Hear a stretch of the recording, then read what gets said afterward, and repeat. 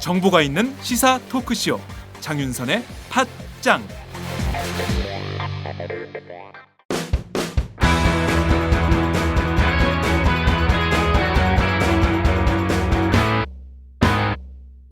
색깔 있는 인터뷰. 색깔 있는 인터뷰 시작하겠습니다. 윤일병 사건으로 촉발된 민관군 병영문화혁신위원회가 지난 12일 4개월여의 활동을 공식 종료했습니다. 22개 혁신 과제를 국방부에 권고를 하긴 했지만 여러 가지 논란도 빚어지고 있는 상황입니다. 특히 국방인권옴부즈만 도입을 제외한 나머지는 전부 재탕 아니냐 이런 비판도 있는데요. 무엇보다 군 가산점제의 부활을 권고해서 상당한 논란이 일 걸로 보이기도 합니다. 오늘은 병영문화혁신위원으로 활동하신 바 있는 김종대 디펜스 21 플러스 편집장님을 모시고 자세한 말씀 나눠보겠습니다. 어서 오세요. 안녕하세요. 네, 오늘은 혼자 하니까 살짝 쓸쓸한가? 아니 글쎄 동무대네. 예. 예. 자, 우선 예. 국방인권옴부즈만 제도가 새로 도입이 됐습니다. 이거 어떤 겁니까? 이번에 이제 그 병영혁신위원회, 네. 민간군 병영혁신위원회고 제가 거기 위원으로 참여했습니다. 네. 군인권센터의 임태훈 소장하고 같이 했죠. 네. 여기에 이제 저희가 참여하면서 가장 주력했던 것은 방금 말씀하신 군인권 옴부즈만 제도, 네. 군사법제도 개혁, 그다음에 군인권법 제정 이 세 가지를 가장 전략적인 목표로 삼고 참여했다고 할 수 있습니다. 네. 그런데 이 중에서 군인권 옴부즈만 제도는 채택이 됐고 네. 군사법제도 개혁도 부분적으로 이루어졌습니다만은 네. 아쉽게도 군인권법 제정은 관철시키지 못했습니다. 이 가장 어떤 그 법제화된 규범으로서 인권을 종합적으로 이렇게 좀 통제할 수 있는 이런 네. 규범이 있었으면 더더욱 좋았을 것을 하는 아쉬움은 같습니다만은 일단은 부분적인 성과에 만족해야 될 것 같습니다. 자, 군 인권 옴부즈만은 차관급인 것으로 전해지고 있는데요. 네. 어떤 활동을 하게 되는 거예요? 자, 그러니까 기존에 그 옛날에 그 기억나실 거예요. 2006년도에도 병영혁신위원회가 있었거든요. 네. 예, 그때 군 인권 옴부즈만을 만들자고 하니까 원래는 뭐 독일 같은 경우는 국회에 설치하고 있지 않습니까? 그러니까요. 그래서 불시 조사도 하고 또 자료 요구도 하고 네. 그런가 하면 언론 공포권도 갖고 있습니다.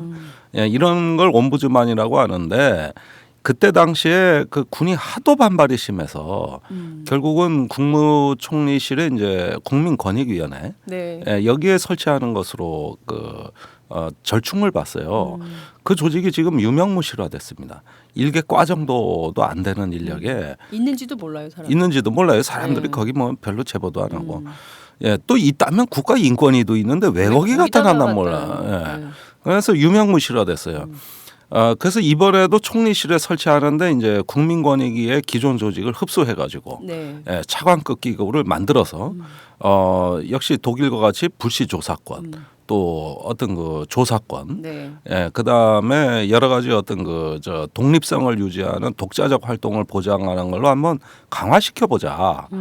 이래서 애초 이거를 그 국회에 설치하고자 하는 어떤 그 외부의 여론이 많았습니다만은 네. 이 부분이 아쉽게 관찰이 안 되고 대신 총리실의 독립성을 강화한 기구를 설치한다.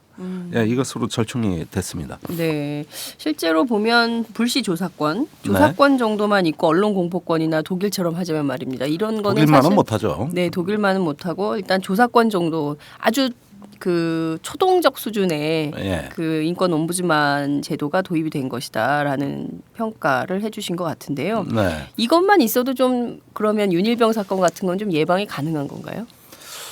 예방이라는 것은 이제 그 군에서 다양한 어떤 그 사고 예방 활동 또 차단 대책이 있어야 되겠습니다만은 네. 이 조사 내지는 어떤 그 불시 방문을 비롯한 여러 가지 이런 활동들은 다분히 이제 사후적인 대책의 성격이 강합니다. 네. 그런데 이 사후적인 대책이라도 제대로 돼야 나중에 네. 그 또 다른 사건을 예방하는 어떤 효과가 있는 거죠. 네.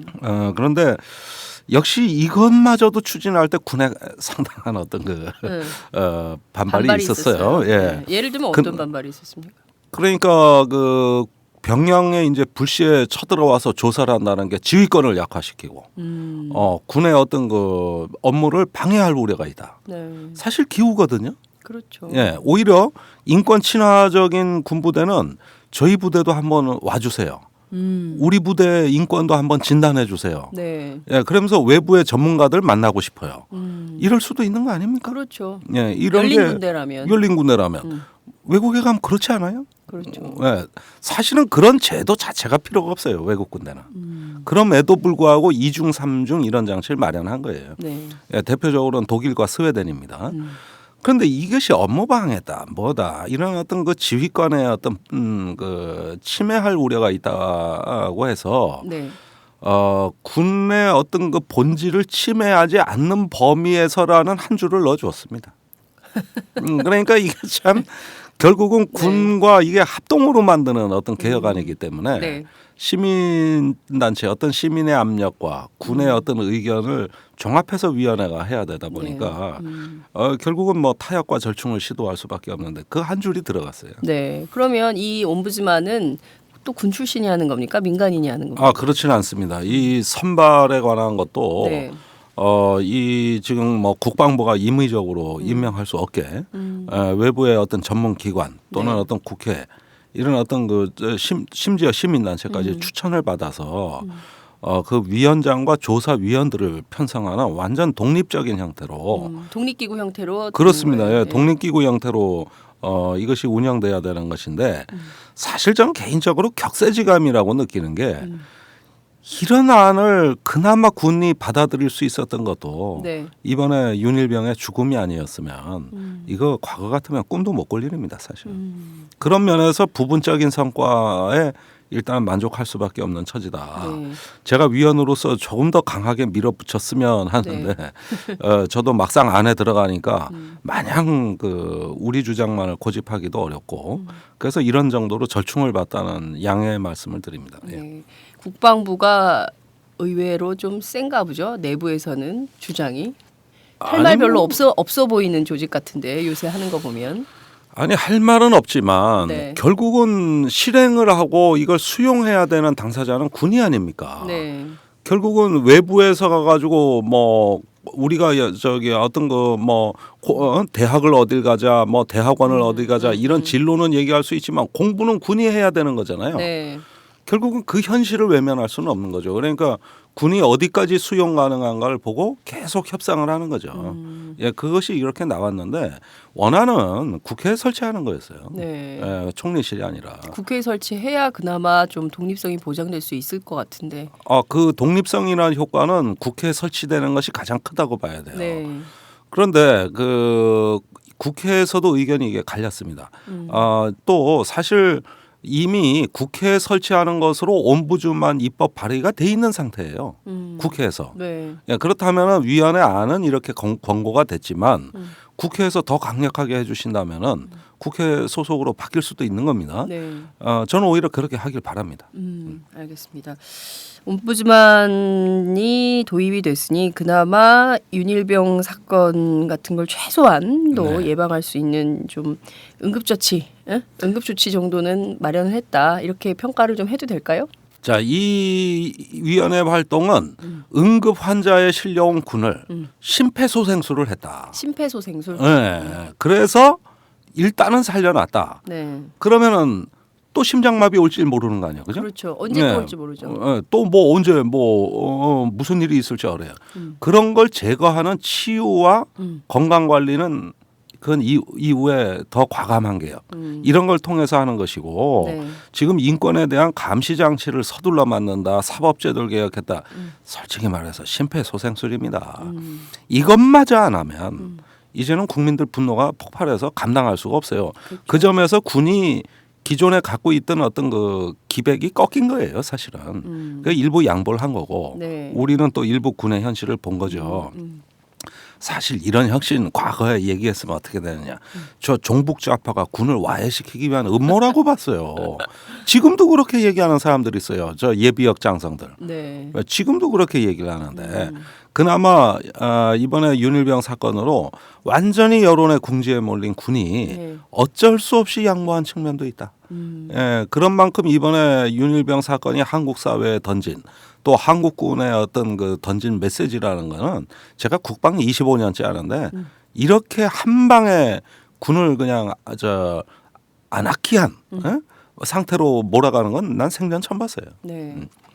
아유, 그러니까요. 윤일병 그 부모님 생각하면 얼마나 또 끔찍하겠어요. 네, 또 다른 사고들이 없어야 되는데. 맞습니다. 자, 우선 군사법제도 개혁 관련해서 얘기를 좀 해볼게요. 처음에 예, 군사법원 폐지를 얘기를 했는데 이것도 조금 변형됐죠. 변형된 형태로 됐어요. 예, 사실 그 모든 여론조사에서 군에 제일 불신하는 게 사법제도였고 였죠. 이번 혁신에서 가장 개혁의 압력이 강한 그 분야가 바로 이 군 사법제도 개혁이었습니다. 네. 그나마 이것도 병역문화 혁신이 가동될 때 8월에 출발한 위원회가 9월까지도 이 개혁안은 아예 논의 받기라 그랬었어요. 논의 받기다. 그래가지고 제가 뭘 개혁하시려고 그럽니까? 이거 안 하면 뭐 네네. 하시렵니까?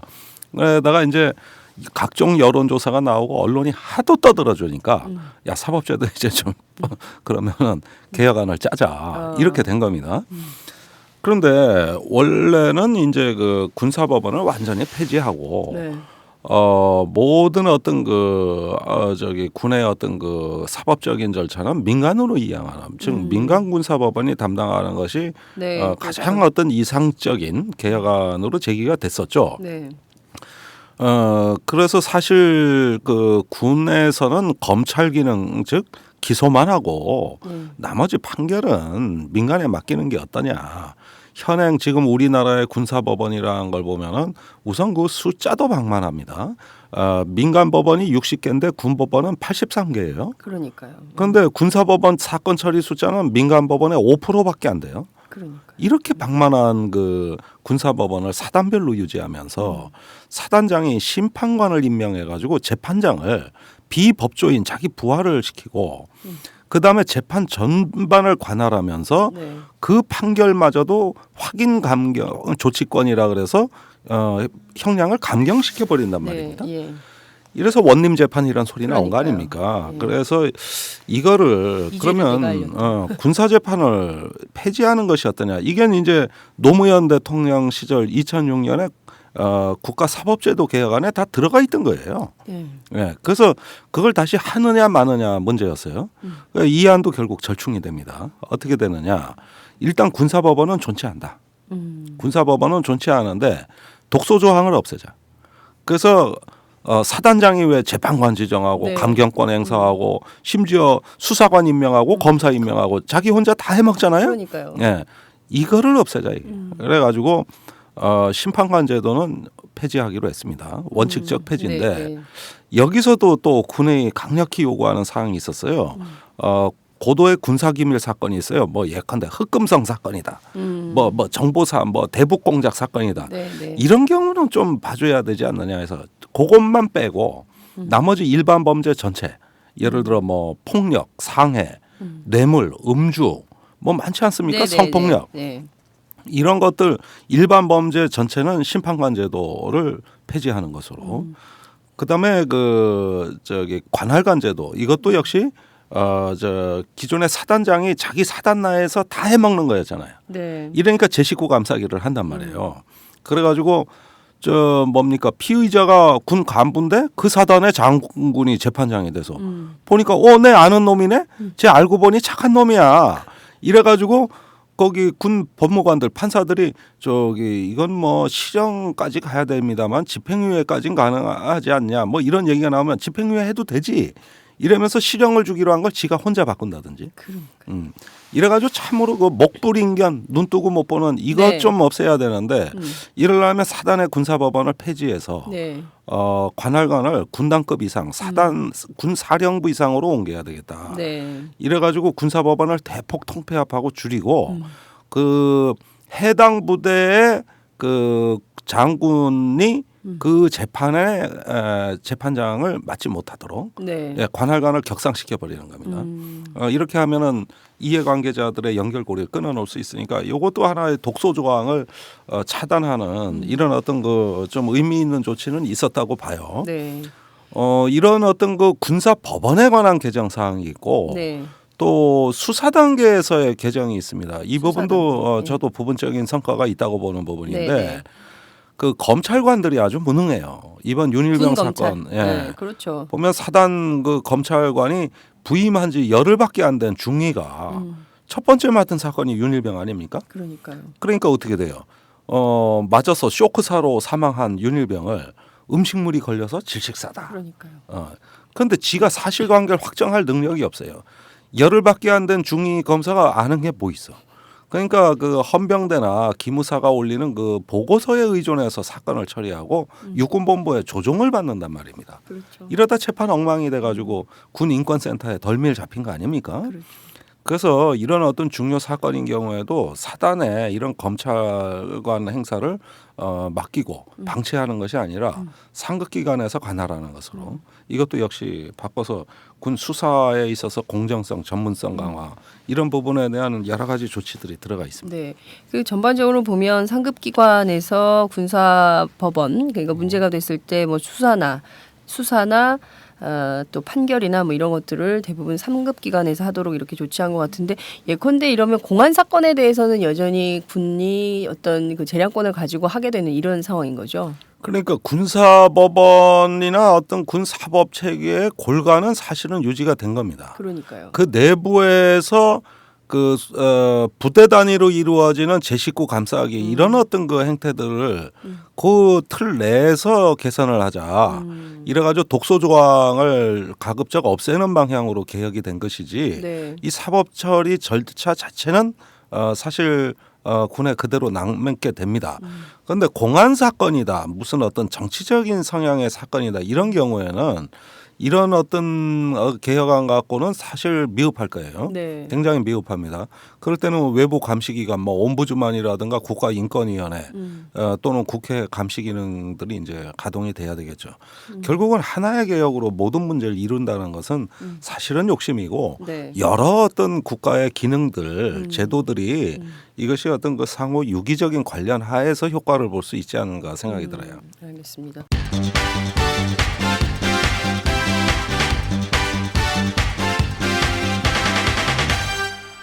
장윤선의 팟짱. 자, 저희가 군사법제도 개혁까지 두 가지 좀 살펴봤는데요. 이게 제일 심각하고 어떻게 보면 굉장히 앞으로 논란이 격화될 가능성이 있는 것인데 1999년 헌법재판소에서 위헌 결정을 내린 게 있어요. 그래서 네. 폐지됐던 게 바로 군 가산점 제도인데 그렇죠. 이게 부활이 됐어요. 부활이 됐어요. 어떻게 결정이 이렇게 된 겁니까?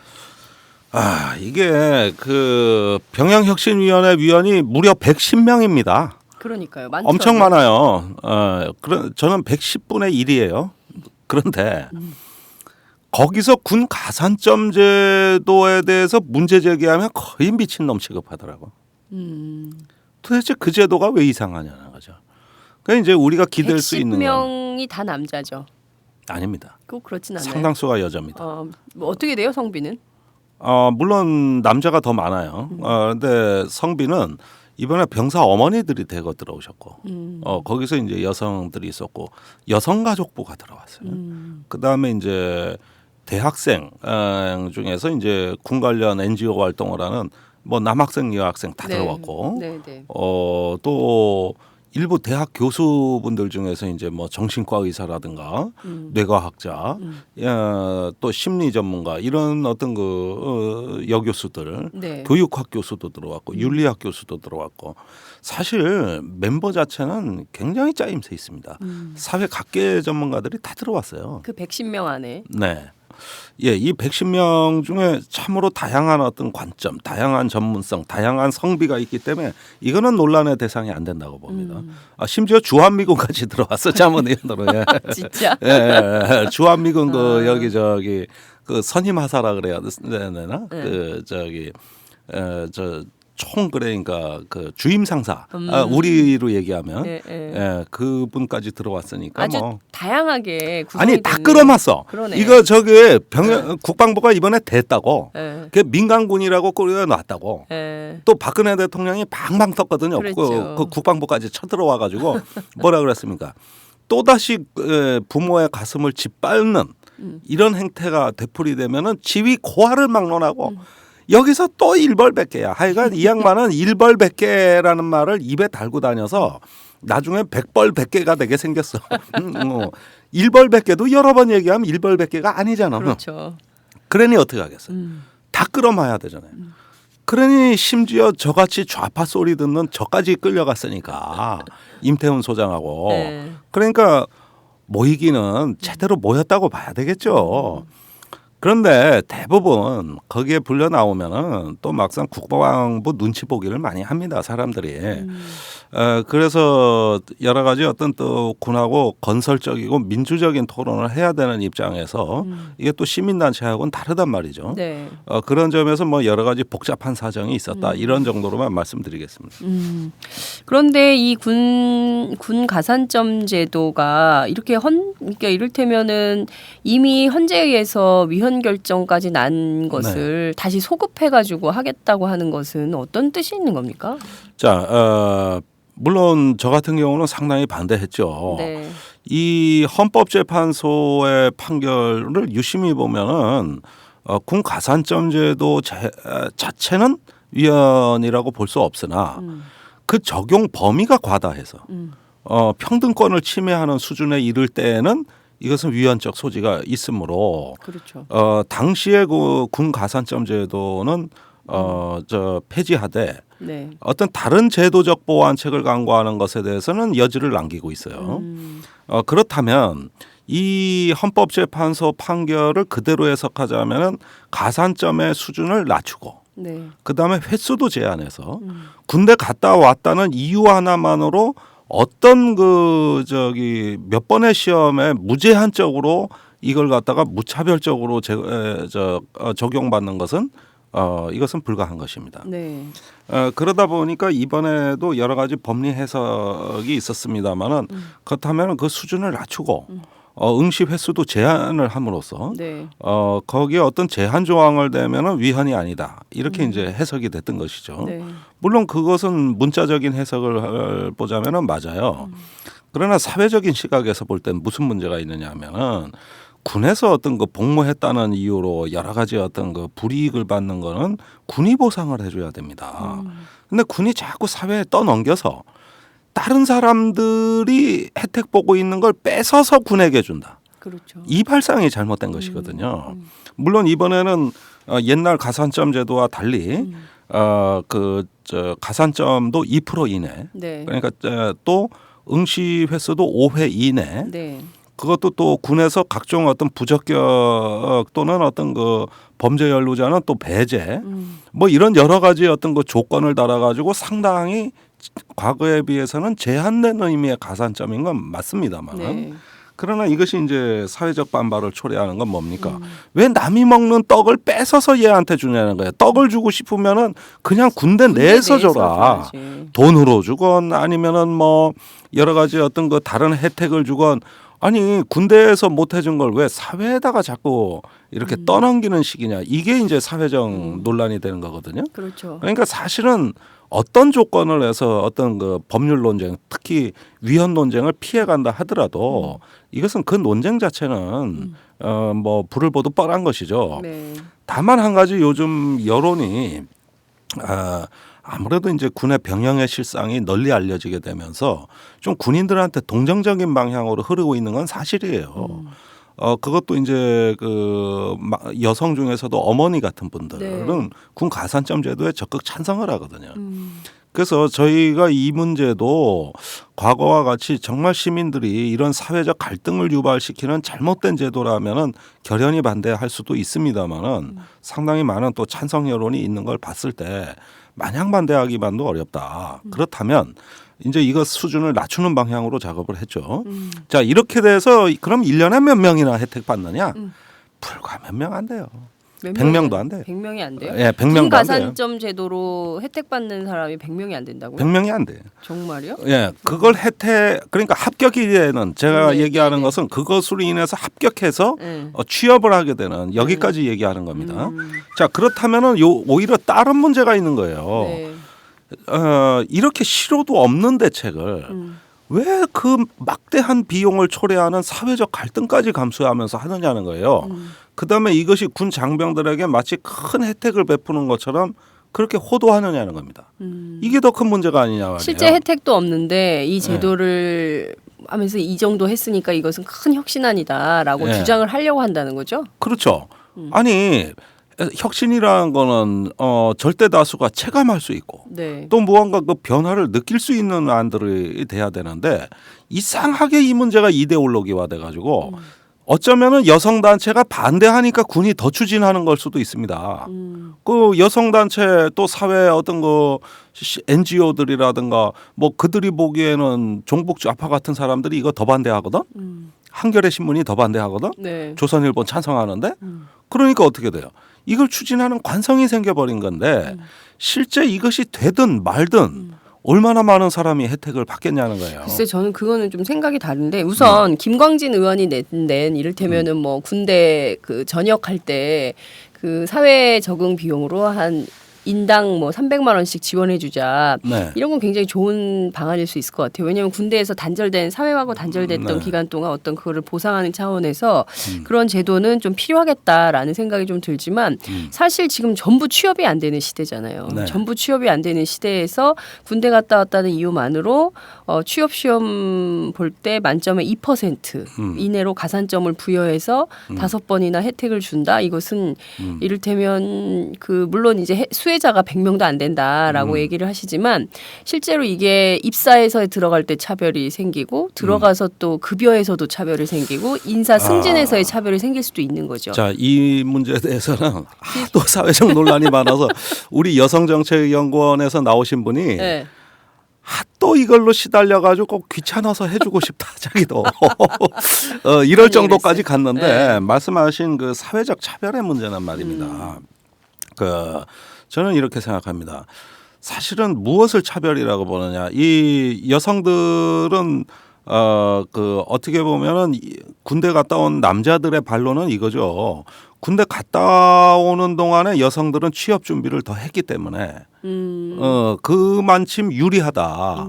사실 지금 웬만한 뭐 사법시험, 경찰시험, 웬만한 국가고시 전부 여성들이 상위 그룹에 전부 더 약진하고 이제 남녀 비율도 역전됐거든요. 네. 이런 현상은 남자들의 경우에는 이제 그 단절기를 감수해야 되는 이런 불이익에서 연유된다고 보는 겁니다. 그러다 보면은 헌법에 군 복무로 인해서 불이익을 받지 아니한다고 돼 있거든요. 네. 이 헌법 정신을 살린다고 하면은 이 정도의 어떤 그 가산점이라는 것은 보상 대책으로서 하나의 위무가 된다, 위로가 된다 이런 얘기거든요. 그럼 또 여성들은 얘기하죠. 여성은 출산한다. 니들이 애기 낳았냐? 그러면 출산하면 가산점 주자. 또 이렇게 얘기할 수도 있는 거예요. 굉장히 그렇죠. 순한 논법입니다. 예. 그래서 이 부분은 저는 이렇게 생각해요. 우리가 여성과 남성의 어떤 그 생물학적인 차이, 사회 여건상의 차이를 서로 존중하고 이해를 해야 됩니다. 그러지 않고 이걸 수평적으로 여성과 남성을 비교하는 식으로 가게 되면 그건 필연적으로 갈등이에요. 그렇죠. 과거에 이화여대 홈페이지가 이 문제로 다운됐었잖아요. 맞아요. 그러면서 성대결 양상으로 가가지고 이것도 뭡니까? 이러면은 일베가 이제 뛰어들 것이고 그렇죠. 당시엔 일베가 없었지만 그러니까 이런 문제로 남녀가 장윤선 기자하고 저하고 아침부터 핏대 올리고 이런 것들은 뭡니까? 사람들이 들으면 재미는 있겠지만 네. 저는 그 별로 하고 싶지 않은 참으로 불편한 주제라고 생각해요. 예. 자, 군 가산점 수준이 너무 높으면은 일단은 더 낮출 필요도 있습니다. 그런데 이거 못하면 이거 뭐 먹어도 배도 안 부른 걸 가지고 저렇게 목숨을 건다면 군 복무의 불이익으로 서러워 못 살겠다 한다면 저는 그 제도 자체에 대해서는 이해해 줄 점이 있다고 봐요. 알겠습니다. 그 군 가산점 제도에 대해서는 여성계가 어떻게 나오는지 좀 더 봐야 될 것 같긴 한데요. 말씀하신 대로 쓸데없는 사회적 논쟁으로 이렇게 의사쟁점이에요, 이건. 네. 예, 그렇게 목숨 걸고 싸울 만한 일이 아니었고 또 그렇게 싸울 만한 일이었다면 안 하는 것이 상책인데 네. 예, 굳이 또 이것이 나왔다는 것은 뭐 저도 그중에 한 사람입니다. 가슴 아프게 생각합니다, 솔직히. 예. 그러니까요. 저도 그러니까 불필요한 논쟁을 군이 촉발하고 있는 것은 아닌가라는 생각이 드는 거죠. 이미 네. 1999년도에 벌써 한 근 20년이 다 돼가는 시점에서 이걸 정리된 것을 그걸 다시 네. 또 그 끌어올려가지고 네. 전반적으로 사회 시계, 정치 시계를 자꾸 뒤로 미루는 것 같다는 생각이 든단 말이죠. 쓸데없는 논쟁을 촉발시키고. 그렇죠. 그다음에 이제 군이 자꾸 네. 어떤 그 자기들이 병사들을 푸대접하고 너무나 어떤 뭐 그러니까요. 병사들을 인간이 아니라 보급품으로 봐온 거 아닙니까, 솔직히. 그렇죠. 예, 이런 것들 군 내에서 해결해야 될 걸 사회적으로 그 책임을 전가하는 듯한 태도. 그건 비록 가산점 제도만은 아닙니다. 네. 이번에 대학 학점제도 있어요. 대학 학점 이수제 이런 부분도 굉장히 그 안에서 논란이 많았는데 대학 학점 이수제도. 예, 이거는 지방대는 찬성하는데 서울에 있는 대학은 또 반대해요. 그러니까 결국은 어떤 대학 서열과도 또 관계가 있어요. 네. 뭐 군대에서 인터넷으로 하는 게 왜 학점이냐? 거기서 뭐 저기 뭐 체육도 하고 여러 가지 뭐 교양 과목을 이수한 거나 다름없다는 얘기인데 그런 교육의 질하고 네. 서울의 좋은 대학 교육의 질이 같으냐? 이래가지고 또 교육부라든가 어떤 그 대학이 또 난리 납니다. 자, 왜 자꾸 이런 걸 건드리는 걸까요? 왜 그러느냐? 왜 그러는 겁니까? 군대가 자기 책임을 사회에 떠넘기겠다는 발상인 것이죠. 그래서 남이 먹는 떡이 커 보이니까 그걸 뺏어서 우리 저기 뭐냐 애들한테 좀 주겠다.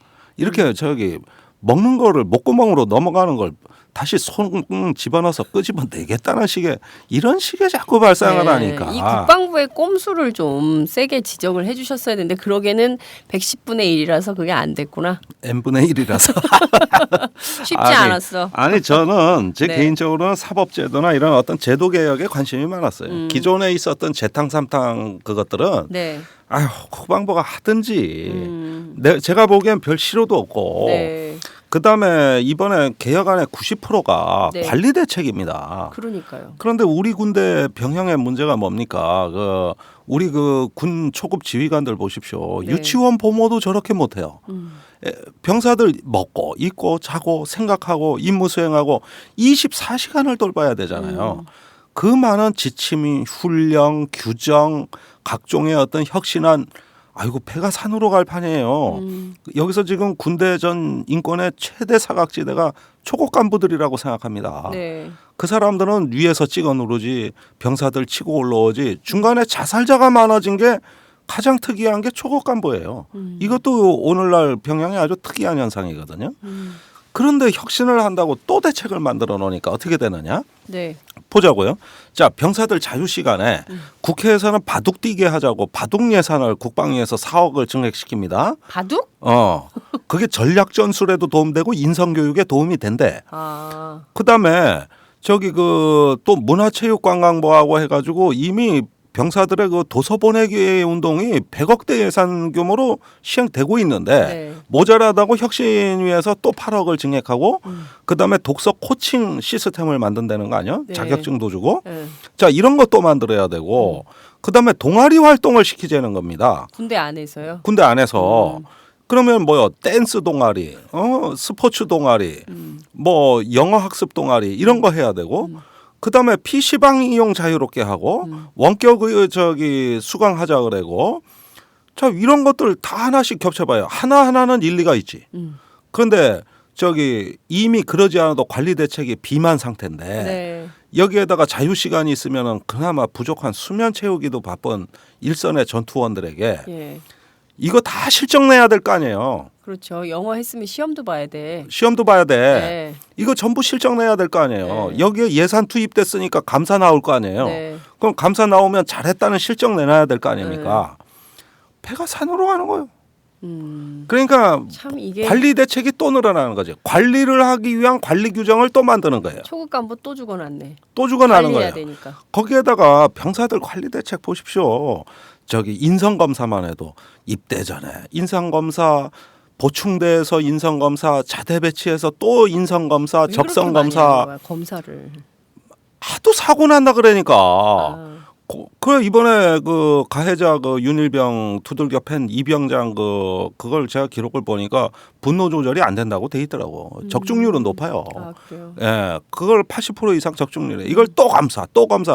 아 무슨 환자가 치유받기도 전에 검사하다 지쳐 죽겠어. 거기에다가 상담 기록 만들어야지, 생활 기록부 만들어야지, 부모하고 카톡해야지, 밴드 운영해야지. 소대장, 중대장들 죽어요. 죽는다고. 24시간 다 일해도 못하겠다. 그런데 혁신이나 특일 만들면 어떻게 돼? 이런 대책이 또 늘어날 거 아니에요. 그러네요. 그러니까 이 한국 군대 병영의 가장 큰 특징은 관리의 포화 상태입니다. 여기에다가 이제 신적성 검사 인성 개발 도구 또 만들고 있고요. 심지어 사물 인터넷을 도입하겠다 그러고 있고요. 아우 배가 산으로 가가지고. 아니 근데 이걸 좀 막지 그러셨어요. 아니 그래서 많이 경영부나 막은 혁신이 거예요. 반대하고. 110분의 1이어가지고 안 돼요? 혁신하러 간 게 아니라 반대하러 간 것 같아. 거기에 군피아들이 이런 거 사업에 다 하나씩 끼어들어요. 솔직히 이거 다 로비예요. 그러면 병사들 그 병영 문화가 개선되겠습니까? 제가 보기엔 더 망가집니다. 그럼 어떻게 해야 돼? 줄여야 될 거 아니에요. 그게 오히려 제 일이 돼버렸는데 사실 이런 관리 대책이 필요 없는 병영을 만드는 게 혁신입니다. 왜 24시간 관리합니까? 외국 군대 임무 수행 오후 5시에 임무 끝? 그러면 네가 알아서 하세요. 밖에 나가 술을 먹든 뭘 하든 범죄만 저지르지 마. 그건 헌병대가 처벌이야. 네. 그러나 나머지를 왜 감시해? 우리는 24시간을 감시하잖아요. 우리는 24시간을 감시하고 부모까지 관리해야 되고 이래야 사고가 안 난다고 병영 전반에 고정관념이 딱 박혀 있어요. 그걸 좀 깨야 가능할 것 같아요. 왜 사람들을 자유롭게 하지 않고 군은 무조건 근데 관리해. 자유롭게 하니까 때리고 좁혀고 결국은 사고 터지더라 이거지. 그런 이렇게 된 현실이 이게 혁신 대상입니다. 그러니까 어떤 자존감이 없이 끌려왔다는 이런 어떤 그 20대 어떤 우리 청년들이 네. 자신의 어떤 그 불완전한 자아가 어느 순간에 폭발하는 그것이 타인에 대한 공격 본능으로 연결이 된단 말이죠. 네. 그것이 이제 각종 어떤 구타 사건, 총기 사건이란 말입니다. 그렇다면 잠시라도 빈틈, 잠시라도 감시에 어떤 고삐를 놓치면은 분명히 사고 터지는 겁니다. 이게 한국 군대의 비극이에요. 이걸 어떻게 바꿀 거냐는 거예요. 그러게요. 이게 군대가 아니라 아이들이 그 태어나서 유치원부터 관리받기 시작해서 이제는 군대까지 가서 관리를 24시간 받아야 되니까 참 우리 아이들이 참 피곤하겠다라는 생각이 좀 드는데요.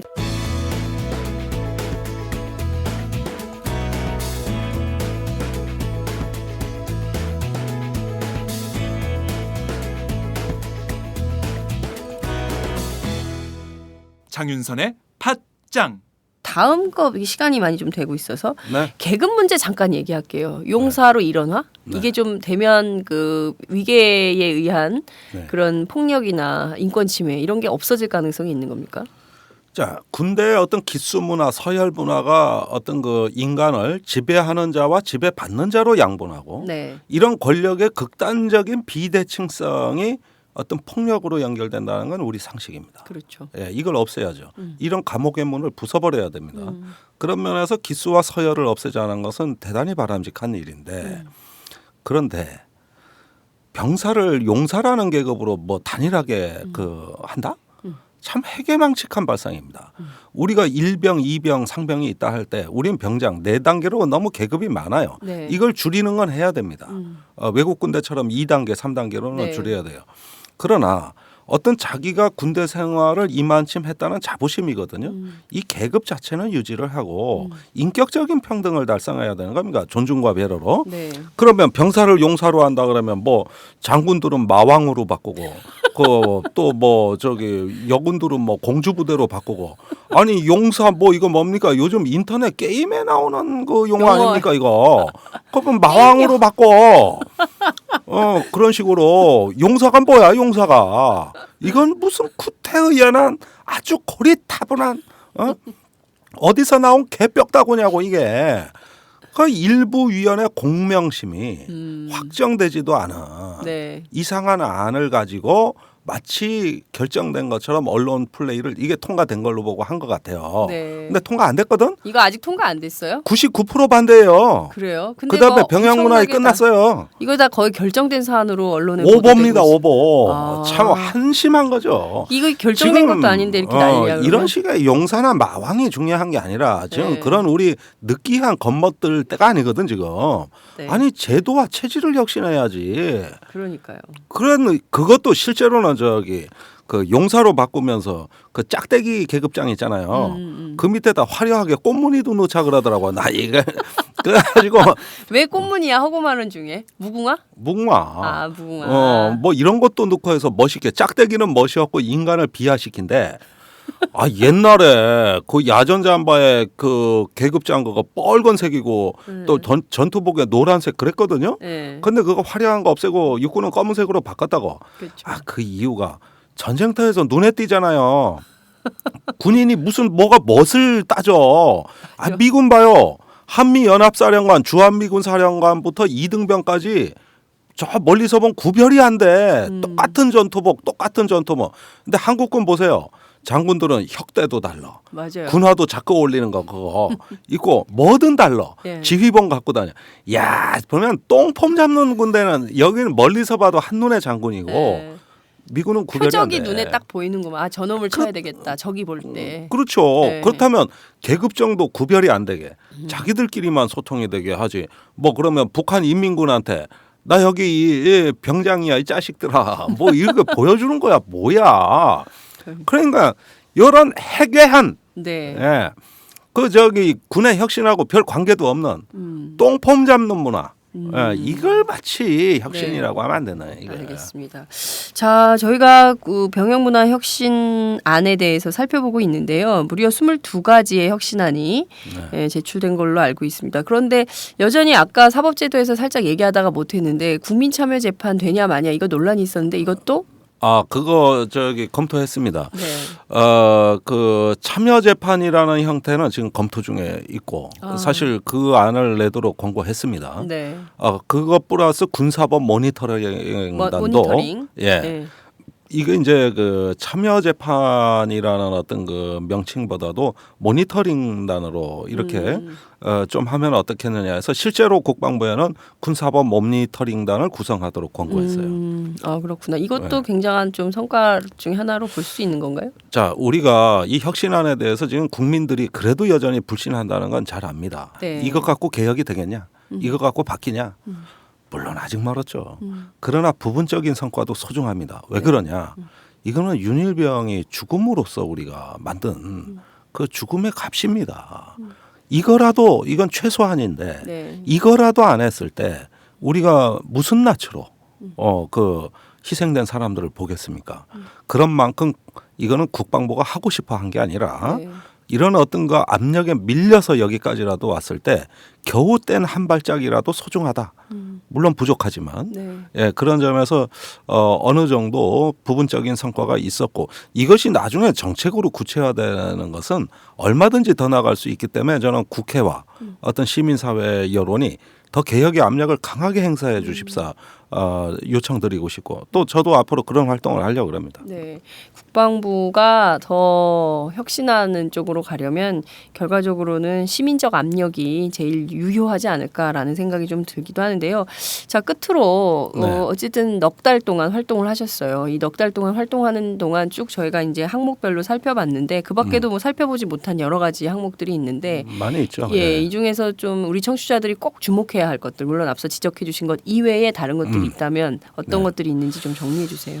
자, 제가 종합적으로 말씀드리면은 우리 군대가 2022년이면은 징집 대상자의 98%가 군대를 가야 됩니다. 그건 뭐냐? 외형적으로 뚜렷한 장애인을 빼고는 뭐 전과자, 정신병자 다 가야 돼요. 싹 가야 됩니다.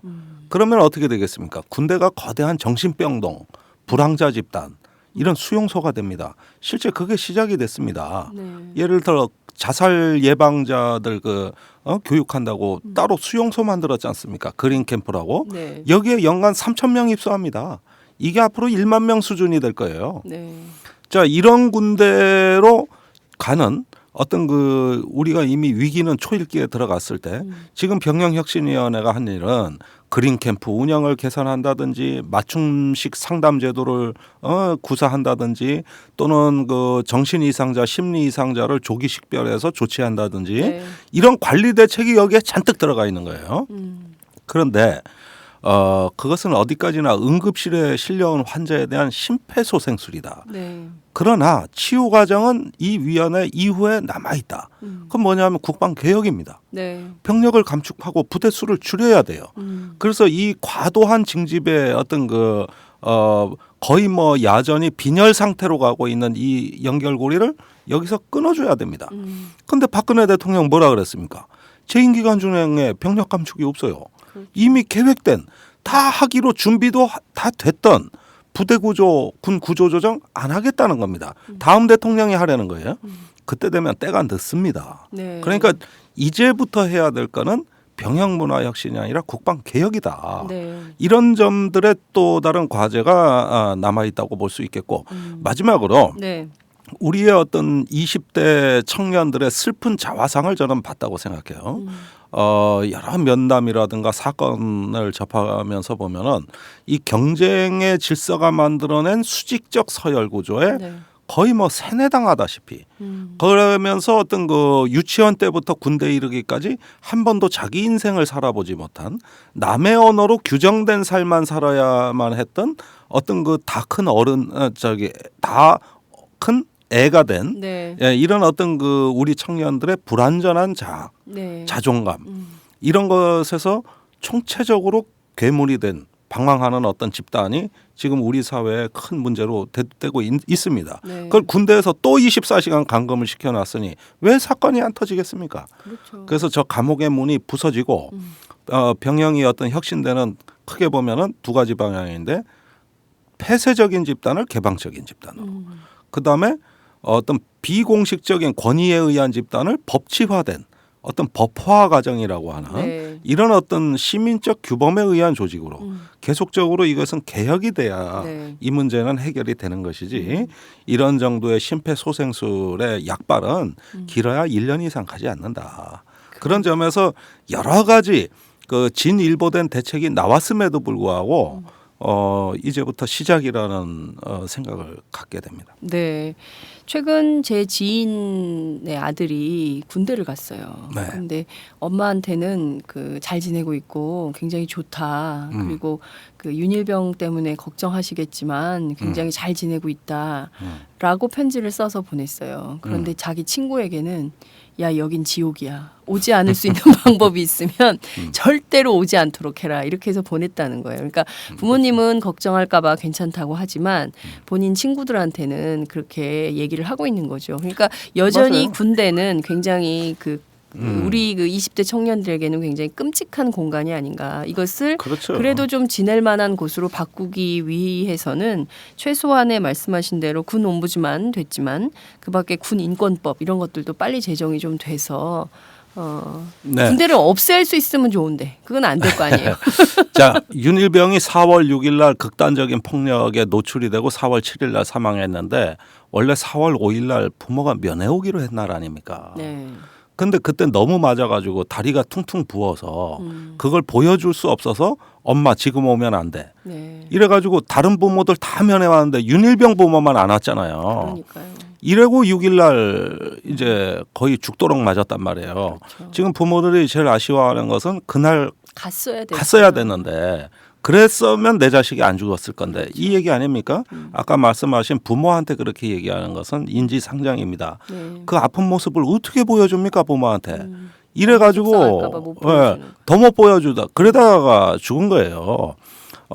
그 부모도 비참하고 자식도 비참해집니다. 이게 우리 사회의 현실이고 또한 대한민국의 현실이고 그런 어떤 병영의 어떤 축소된 모습은 사회적으로 다 나타납니다. 대한항공에서 나타나죠. 그렇습니다. 예, 또 아파트 경비원 분신 자살에서 나타나죠. 지배하는 자와 지배받는 자의 그 어떤 서글픈 수직적인 서열, 예, 경쟁이 또 그걸 이데올로기화하는. 그렇습니다. 예, 이것은 군대만 개혁해서 솔직히 되는 될 일도 문제는 아니에요. 아니죠. 예, 그렇습니다. 네, 오늘 말씀 잘 들었고요. 또 한 번 다시는 이런 그 윤일병 사건 같은 것이 있지 않기를 기대하면서 오늘 방송 마무리하도록 하겠습니다. 감사합니다. 고맙습니다. 네. 안녕하세요. 장윤선의 팟짱 애청자 여러분. 저는 김병기입니다. 전에는 편집국장이었는데요. 지금은 10만인 클럽 회원이자 본부장 맡고 있습니다. 그런데 10만인 클럽이 뭐지? 이렇게 궁금해하시는 분들 많으실 겁니다. 오마이뉴스에 자발적으로 구독료를 내는 시민들의 모임입니다. 지금 매월 후원해주시는 분이 몇 명이죠? 8,000명이요. 아, 그럼 앞으로 몇 명을 모아야 합니까? 10만 명이요. 아, 참, 갈 길이 멉니다. 그런데 조중동 구독자는 많게는 100만. 이래서 진보 언론 살아남을 수 있을까요? 아, 10만인 클럽 후원으로 만들어지는 팟짱 응원하고 싶으시다고요? 지금 전화 주세요.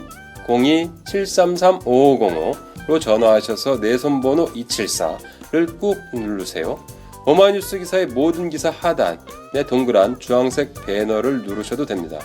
여러분들의 참여로 팟짱이 웃음소리 더 커질 수 있습니다. 감사합니다.